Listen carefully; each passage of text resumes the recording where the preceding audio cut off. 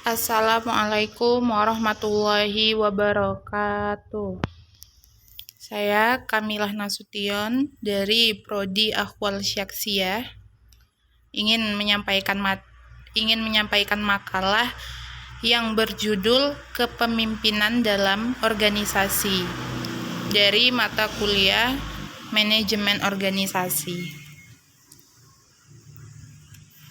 Yang pertama, pengertian kepemimpinan. Pemimpin adalah orang yang tugasnya memimpin, sedangkan kepemimpinan adalah bakat atau sifat yang harus dimiliki seorang pemimpin. Maka kepemimpinan adalah kekuasaan untuk mempengaruhi seseorang, baik dalam mengerjakan sesuatu atau tidak mengerjakan sesuatu. B. Fungsi kepemimpinan. Fungsi-fungsi kepemimpinan adalah sebagai berikut. 1. Fungsi perencanaan. Seorang pemimpin harus membuat perencanaan yang menyeluruh bagi organisasi dan bagi diri sendiri, selaku penanggung jawab tercapainya tujuan organisasi. Yang kedua, fungsi memandang ke depan. Seorang pemimpin yang senantiasa memandang ke depan berarti akan mampu mendorong apa yang akan terjadi serta selalu waspada terhadap kemungkinan. Hal ini memberikan jaminan bahwa jalannya proses pekerjaan ke arah yang dituju akan dapat berlangsung terus-menerus tanpa mengalami hambatan dan penyimpangan yang merugikan. Oleh sebab itu, seorang pemimpin harus peka terhadap perkembangan situasi, baik di dalam maupun di luar organisasi, sehingga mampu mendeteksi hambatan-hambatan yang muncul, baik yang kecil maupun yang besar. 3. Fungsi pengembangan loyalitas. Pengembangan kesetiaan ini tidak saja di antara pengikut, tetapi juga untuk para pemimpin tingkat rendah dan menengah dalam organisasi. Untuk mencapai kesetiaan ini, seorang pemimpin sendiri harus memberi teladan baik dalam pemikiran, kata-kata, maupun tingkah laku sehari-hari yang menunjukkan kepada anak buahnya. Pemimpin sendiri tidak pernah mengingkari dan menyeleweng dari loyalitas segala sesuatu. Segala sesuatu akan dapat berjalan sebagaimana mestinya. Yang keempat, fungsi pengawasan. Fungsi pengawasan merupakan fungsi pemimpin untuk senantiasa meneliti kemampuan pelaksanaan rencana. Dengan adanya pengawasan, maka hambatan-hambatan dapat segera ditemukan untuk dipecahkan sehingga semua kegiatan kembali berlangsung menurut rel yang telah ditetapkan dalam rencana. 5. Fungsi pengambilan keputusan. Pengambilan keputusan merupakan fungsi kepemimpinan yang tidak mudah dilakukan. Oleh sebab itu, banyak pemimpin yang menunda untuk melakukan pengambilan keputusan. Bahkan ada pemimpin yang kurang berani mengambil keputusan. Keputusan-keputusan yang bersifat rumit dan kompleks sebab masalahnya menyangkut perhitungan-perhitungan secara teknis agar diambil dengan bantuan seorang ahli dalam bidang yang akan diambil keputusannya. Yang keenam, fungsi memberi motivasi. Seorang pemimpin perlu selalu bersikap penuh perhatian terhadap anak buahnya.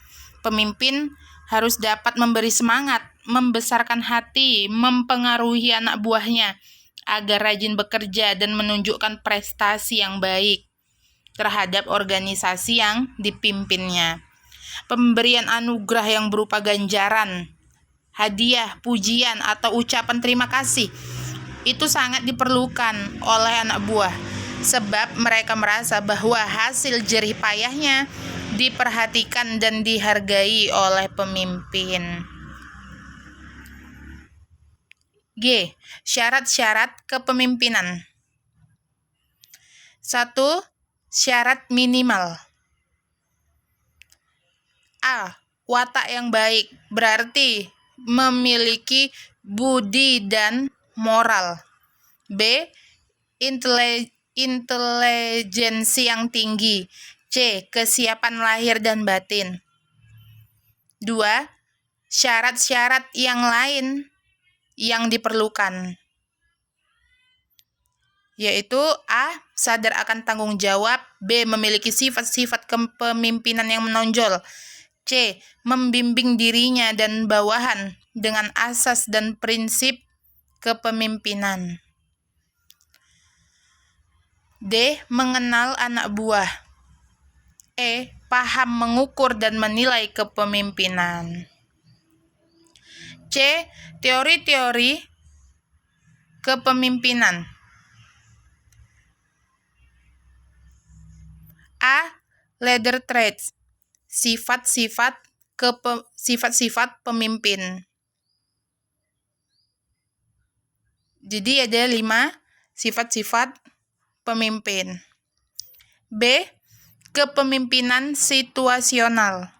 Model kepemimpinan situasional merupakan pengembangan model watak kepemimpinan dengan fokus utama faktor situasi sebagai variabel penentu kemampuan kepemimpinan.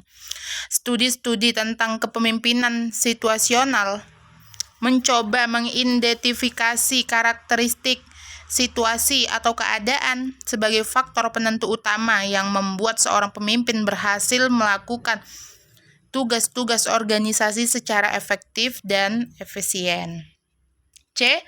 Pemimpin yang efektif. Model kajian kepemimpinan ini memberikan informasi tentang tipe-tipe tingkah laku para pemimpin yang efektif. Tingkah laku para pemimpin dapat dikategorikan menjadi 2 dimensi, yaitu struktur kelembagaan dan konsiderasi. D. Kepemimpinan kontingensi. Studi kepemimpinan jenis ini memfokuskan perhatiannya pada kecocokan antara karakteristik watak pribadi pemimpin, tingkah lakunya, dan variabel-variabel situasional. Terdapat 4 tingkah laku pada model kepemimpinan ini. A.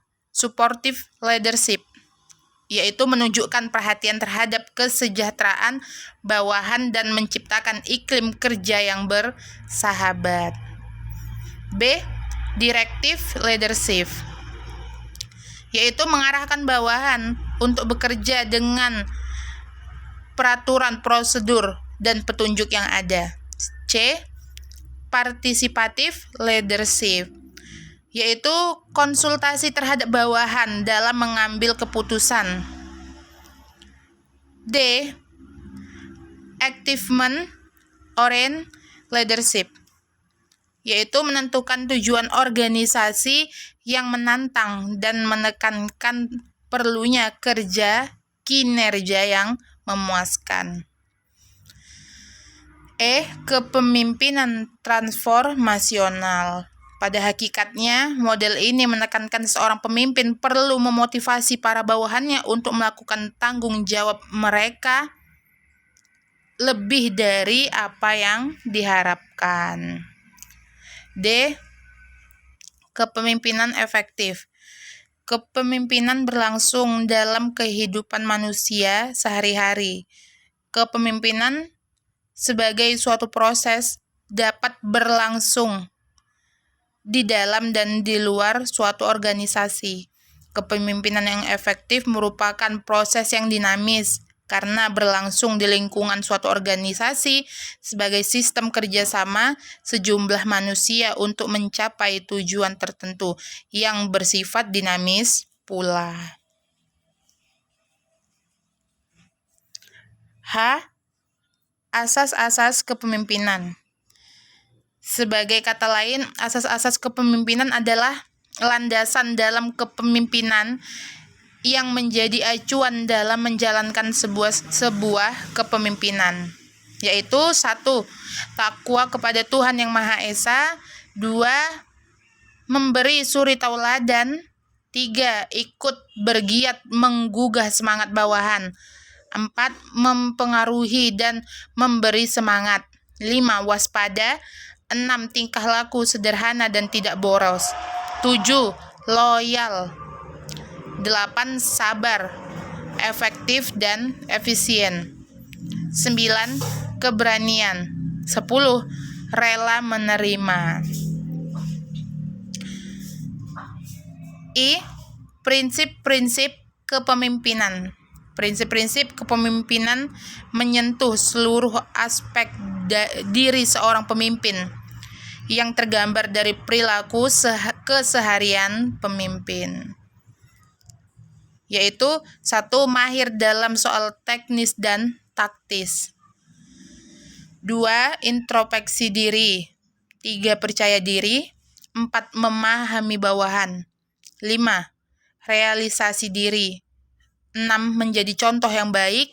7. Menumbuhkan rasa tanggung jawab pada bawahan. 8. Melatih anggota sebagai tim yang solid. 9. Membuat keputusan yang cepat dan tepat. 10. Mengkomando bawahan. 11. Bertanggung jawab terhadap apa yang dilakukan. Penutup, kesimpulan, dalam suatu organisasi tidak dapat dilepaskan dengan seorang pemimpin. Seorang pemimpin pasti memiliki sesuatu hal yang istimewa dibandingkan dengan anggota yang lain yang ada pada organisasi itu. Kelebihan-kelebihan inilah yang kemudian menjadi suatu penilaian dari para anggotanya. Tidak semua orang memiliki kelebihan-kelebihan itu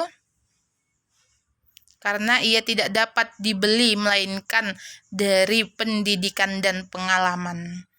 Seorang pemimpin harus mampu menjalankan tugasnya secara baik. Semua anggota merasa diberdayakan dan diberikan haknya secara maksimal.